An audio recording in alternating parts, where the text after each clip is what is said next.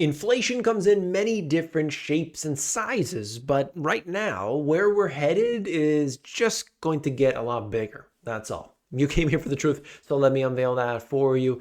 What we can see right now is this whole sleight of hand. You hear it from the government and they tell you one thing whereby everything's going to be fine. We just need to wait a period of time. But I'm about to show you why, $16 sandwiches are not only the new normal, that's going to be what we can, hope and pray for, because the prices are going to go berserk. You look at Lebanon, you see the devaluation of the currency. That's an extreme example, but understand that things can change and it just takes a long time for them to do so in some cases. In others, there are catastrophic events that simply make that almost instantaneously, it feels like to the people, they believe, no, things will get better, things will get better, things will get better, and it only gets worse. Today, I want to show you something.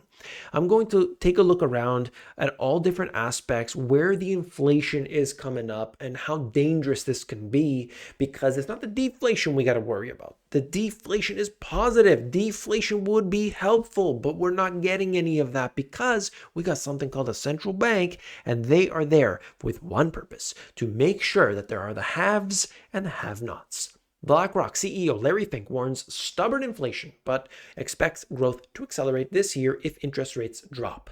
All right, he basically made this case that, look, things are doing pretty good. You look at the unemployment rate, you look at the jobs numbers, you look around, things are doing well. Now, I'm going to be honest with you. If you are looking for the perfect economy, you're looking for the perfect set of circumstances, it's not going to happen. It doesn't exist. Could it be much better? No question. The infrastructure is crumbling. You've got problems with homeless everywhere. The inflation is all off the charts. But the central focus, if we keep it here where we have a central bank printing money to infinity and a government spending frivolously on nonsense, sending it there, sending it here, never getting to the right places, of course you're going to have problems. We don't even need to get into it any further to realize how terrible of a policy and strategy that they have. Until we realize this is actually to create a divide in between the rich and the poor and make sure that that continues to grow. That's the whole point. However, given what we can see, it's been a lot worse. It's been much worse, in fact. So we got to take for what it is. And I think for some people, they're just hoping and praying for one event or another to occur. And, as far as I'm concerned, I do think that simply waiting on an event is never a good policy. You need to be making moves today. You need to do that today. Not tomorrow, not whatever. You got to use the information you have today and you got to react according to that, because you can't determine what happens tomorrow. The only certainties we have is that it's probably going to be more expensive tomorrow, and that inflation is probably going to get worse, and that taxes are going to go up. So base your assumptions on that. But, don't just say, I think that this could happen, so therefore I'm going to just simply sit on my hands. That usually doesn't work out too well. U.S. inflation gauges. Looking at it using their numbers, obviously this has declined. I get the comments, I get the hatred comments sometimes, which people don't understand this. You have to look at the manipulated stats. They are very important. No, not for you and your family at the dinner table, but they are important because the businesses, the investors, and the central bankers, the governments, everybody, these groups are the ones, moving based on that. Okay, it's got nothing to do with your dinner table. Okay, that's why these are key. They have been declining. If they are declining, that means that the central banks can take their basically their foot off the brakes and eventually put them on the gas. You see what I mean? It won't be a recession. It will just feel like one. Economists in a survey pare back probability of recession, but still see anemic growth and rising unemployment in 2024. Yeah, it's not a recession. I mean, look at the U3 unemployment rate. Look at the inflation rate, CPI. I mean, everything's okay, but you're struggling to, get by, and there's homeless tents everywhere, and yeah, that's fine. I mean, that's the crazy world we live in today, okay? But keep that in mind, that the stats are not going to show you the this reality they've set up for us. It's just not going to happen. Don't put that out of your head. Don't do that, okay? Just understand that there's two sets of books, and just like the mafia, you know what I mean? Investors are shrugging off two reports this week that showed annual inflation ticked up last month, betting that the Fed will soon cut interest rates. And so we need to see this. We need to understand this and look at how the Federal Reserve is going to react to the information that's incoming. So we're going to find out soon enough about what they are intending on doing. That's going to impact not just businesses, not just you and your mortgage, but it impacts literally the whole world when the Federal Reserve starts to do something. All other central banks, if they haven't already, they're going to follow behind. And so we're going to see this unfold in the coming days, weeks, months.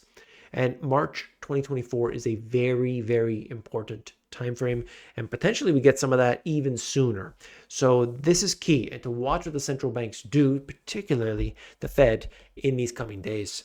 Restaurant owner explains why he charges $16 for a BLT and why he thinks food prices won't get better. You see, what he said, and we've talked about this before, it's quite frankly that when inflation goes down, the prices, he says the damage is already done, prices don't go down, right? That's what he says right here. There's a misconception. If inflation drops from 8% to 5% to 3%, that prices come down. They don't. Inflation is compounding. Yes, that's right. He's actually right, okay? But of course, the media doesn't like to tell you that generally, okay? Look at this example. In addition to the cost of food, he pays $20,000 in rent, $6,000 in utilities, $60,000 in labor costs every month. That's $86,000 base costs before the month starts. And according to his calculations, he would have to sell 93,000 BLTs just to break even. Now that's crazy to think about. That, I mean, who knows if the stats are real? I don't know. But just think about that for a sec. So obviously, when you factor in all of the costs associated with running that business, it becomes extremely difficult to stay in business. Rent is so high, and you say, oh, the landlord could reduce the rent. Generally doesn't happen. And they are being squeezed because they're now dealing with the much higher interest rate costs. Okay, so that's one side. You've got the utilities there. They've gone up. Your power bill, I'm sure, has gone up. Energy usage. You go to, turn on the stove.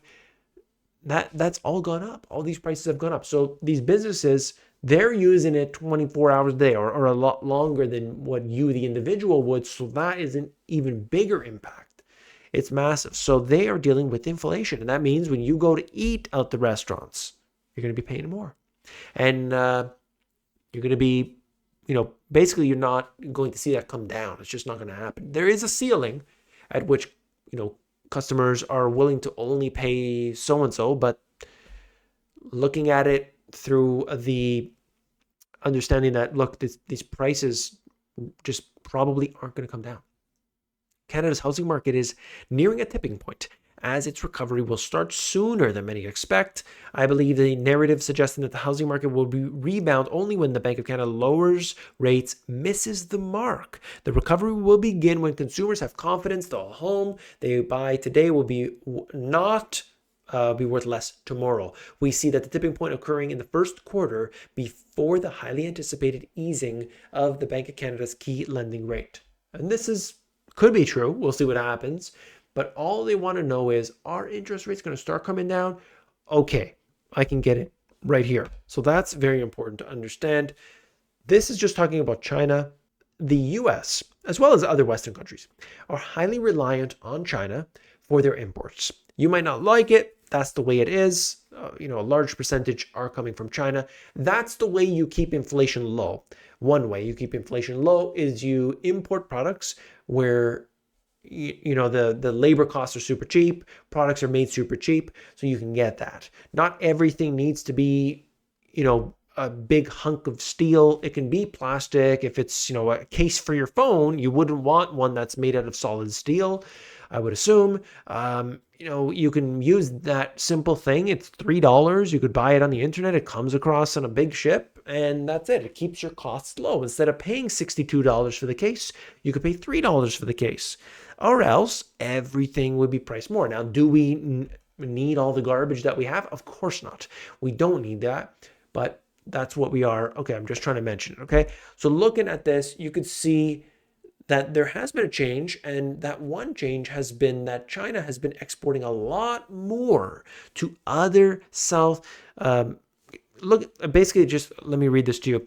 Looking at this, they've been exporting more to Southeast Asia than the US in the last year. So it tells us that things have changed. Certainly, they're still exporting a lot to the US, but they are starting to change in that respect. And we can see with the BRICS, with the, look at what happened with Russia. We're going to sanction Russia. We're going to make sure we squeeze them out. We're going to, destroy them. They're making more business now than they did before all the sanctions. The sanctions clearly didn't do anything. They sold off all of their, basically U.S. treasuries, all that. They said, here you go. We're not going to, can't even play in this world. Here we go. Sell it all. Get rid of it. And we bought a lot of gold. And now we're going to do business with all these other countries. I mean, that's the thing that's very dangerous. You got to watch what you do because it can have a blowback effect. The squeeze is on. Uranium prices hit new record, and industry watchers see further to go. So I don't know what's going to happen with uranium. I've been talking about uranium since 2020 very regularly, talking about Cameco specifically. That has been priced many multiples where it is or was when I started talking about it. And they're saying it could go further. Why? What was the original reason I said? Because they're all going with the whole green energy and this and that. And if ESG, if it gets put into that whole thing, then it's going to be loved, okay, by all these investors are going to be buying it up. And the countries are going to invest billions and billions and billions of dollars into nuclear energy because they have a shortfall. If we can utilize more energy, we can grow more, we can basically feed more people, like everything. If we have more energy at a cheaper price, especially, that's what we need. We need cheaper energy, and hopefully it's clean energy. That's what we need, because otherwise we're going to be taxed on it. That's the whole point. BlackRock on pace to become the largest Bitcoin holder in the world. This is what people asked for. They wanted the ETF, and here it is. Do you like that?